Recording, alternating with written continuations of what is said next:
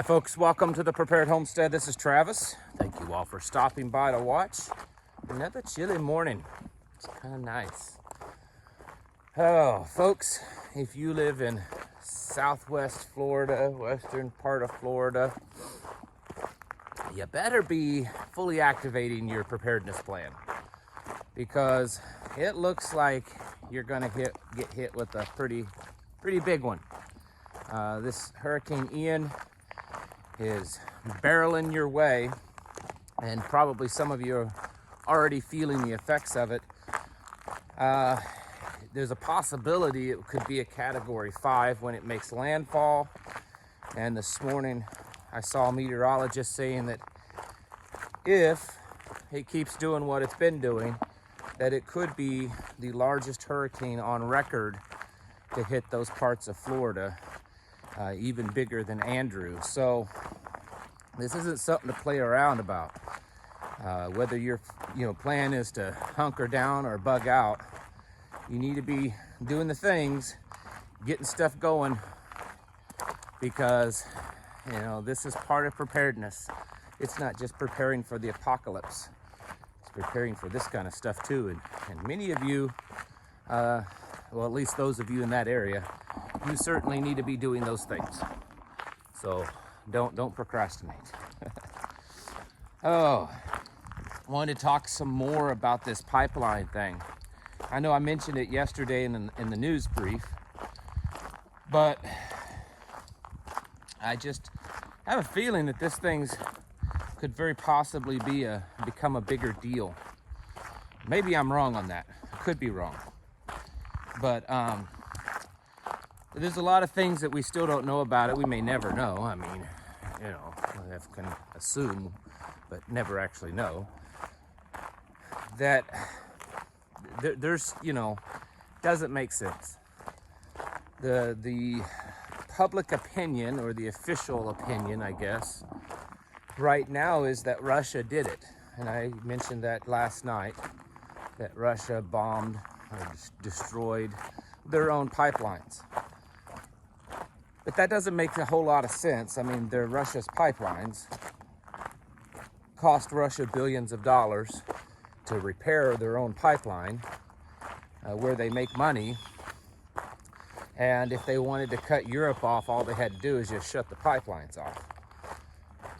And honestly, I would think Russia would figure this way too, that the reaction would probably be the same, regardless of whether they blew them up and claimed, cried innocent, or if they just shut them down. Europe and NATO's gonna blame them no matter what, so might as well do it and not have to cause yourself a lot of money. I'd be wrong on that, but it doesn't really make sense for this to happen. Joe Biden, back whenever, can't remember the date, did say that he would put a stop to Nordstream 2, that he would shut it down, and that we have ways of doing that kind of thing. He's so covert and all that kind of stuff, shuffling around in the White House in his little bunny booties. So there's that. And who would benefit from this more? I mean, it certainly wouldn't be the first time in history that wars were started because of some kind of false flag or some type of act that someone did against themselves to blame the other side. In fact, many modern wars were started that way. So it leads me to believe that there's probably a whole lot more going on. And I think we should definitely be kind of having our eyes, turned to this for at least a moment, because I think that there's a strong possibility that this could escalate. I mean, there's also the environmental damage that's being done that we won't even know the full extent for probably quite a while. And so there's the environmental damage, but there's also the fact that, NATO, the West, America, the UN, all these wonderful agencies and organizations they're really big on this environmental issue right now, right? You know, going green. And so how much more are they going to be able to twist the story and motivate their base by saying, hey, not only did Russia shut off the fuel for Europe, but they also made a massive ecological disaster. You know, just really did a whole lot of damage, and they did it on purpose. This is why we got to take them out. I mean, I'm just making assumptions here, but I think it seems plausible. I've said since the beginning that this whole Russia-Ukraine thing, I think it's a bigger deal than what some, I mean, there's certainly a lot of people that think it's a big deal. But amongst the prepping community, I have noticed that many are like, you know, and I think maybe it's because that there are certain people in the prepping community that's, you know, every day trying to tell everyone that it's World War III, that the end of the world is near because Russia invaded Ukraine. And I think that there's a position in the middle of those two that's probably more accurate. I think it's a slow-going war, and while it may not be the end of the world tomorrow or World War II, III tomorrow, I think the actions being done over the last few months over there are setting the stage for a much greater war at some point in the future. And acts like this Nordstream attack, that fits right into it. It's like we're watching World War III happen, but in slow motion. You know, if you could go back in history in the period of the World War II and go back to where, you know, experts, historians would say this is really where it first started. Hush, radio. And watch all the events that took place over a few years and watched them in slow motion. That's kind of what's happening now, because we're living it. A lot of times we don't see the speed of what things are happening because we're living it. And then there's also a huge factor, and I believe this is a big one, is that most modern people, most people living, haven't really experienced living through a big world war. You know, Iraq and Afghanistan were wars, but they weren't big world wars. They weren't against an adversary that really posed a threat to us. This is different. And so, you know, modern Westerners, their only real examples of war has been in a movie that, you know, a world war happens and ends in an hour and a half or something like that. Or in 10, you know, episodes of a miniseries or something like that. And they think that things are moving really slow. I mean, my goodness, it's been, you know, what, 7 months now? And it's still just going on like this in 7 months? I mean, this is really slow. Now, nothing must be happening. It's a big nothing, so just ignore it. No, I think that there is something serious. We're dumping billions, tens of billions of dollars into it that we know for a fact aren't going to the front lines in weaponry. I mean, some are, but not all of it. We're laundering tens of billions of dollars through Ukraine. That's what Ukraine has been for 3 decades at least, since the fall of the USSR. Ukraine has been the money laundering business of the West. And they're just doing that even more, probably because they know the global economy is about ready to, you know, crash. Trying to pick up a more politically correct, nice word. I only do that, well, I do that because it's just a nice thing to do, but I know that for a fact that there's little kids that like watching this channel.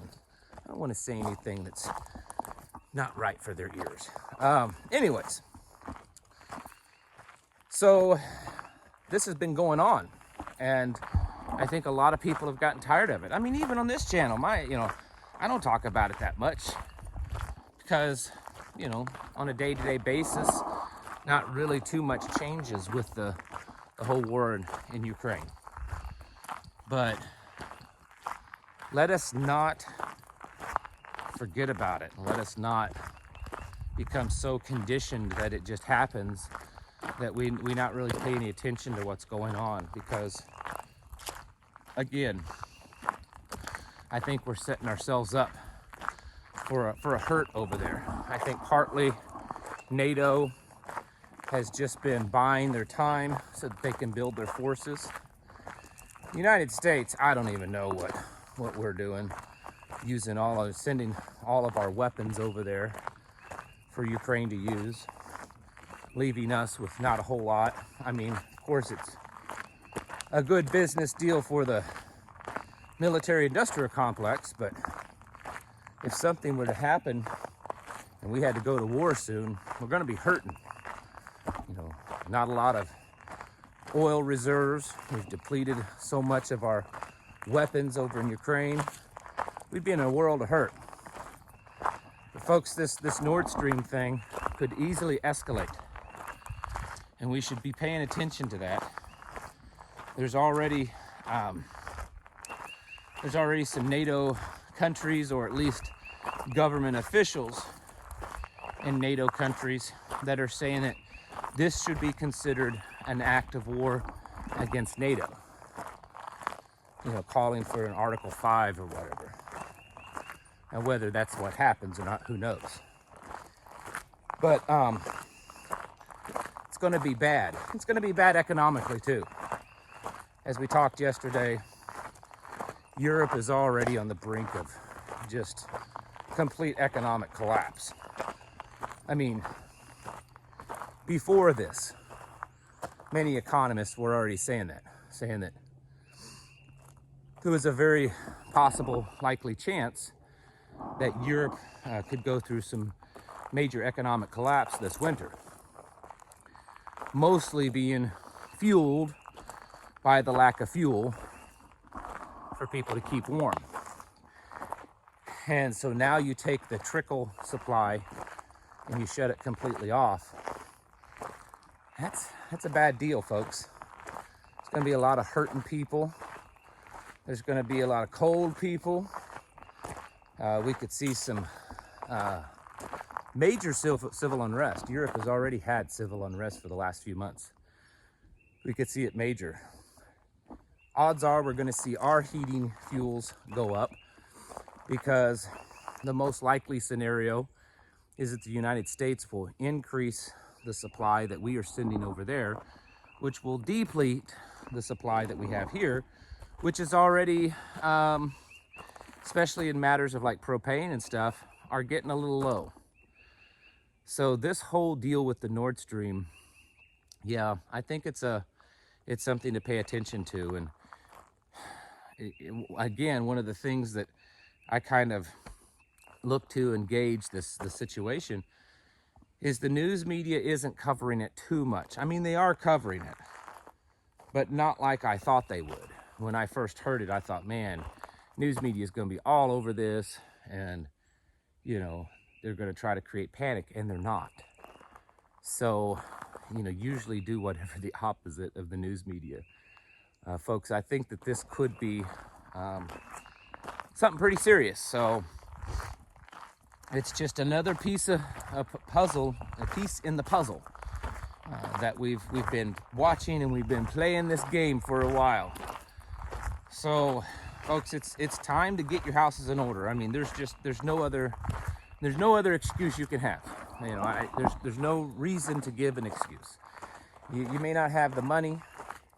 You say, oh, I don't have money to go out and buy, you know, 2 years worth of food, and I don't have the money to buy the boomsticks and the bullets, and I don't have the money right now to buy a farm. This isn't about money, okay? Those things, sure, they're a little helpful, but they're just tools. Preparedness is way beyond the stuff that you have in your closet or your garage or your basement. And there are cheap ways to do it. Going to garage sales and thrift stores and just finding better ways to do it that are cheaper. But in the end, it's not about the stuff. It's about your mentality. It's about the skills that you develop. It's about the spiritual strength that you build inside of you. This is really what preparedness is. Learning to live simpler and to be less dependent upon the system. So while it may be harder, and I'll admit this, I mean, this is just a fact, that a single mom raising 2 or 3 kids, you know, working 2 or 3 jobs, it's going to be harder for you than it is for others to become prepared, to really focus on your preparedness. But it's still attainable. You may have to make sacrifices, but it's still attainable. Folks, it's time to get our houses in order. Prepare yourselves mentally, physically, and spiritually. Thanks for watching. I'll catch you in the next video.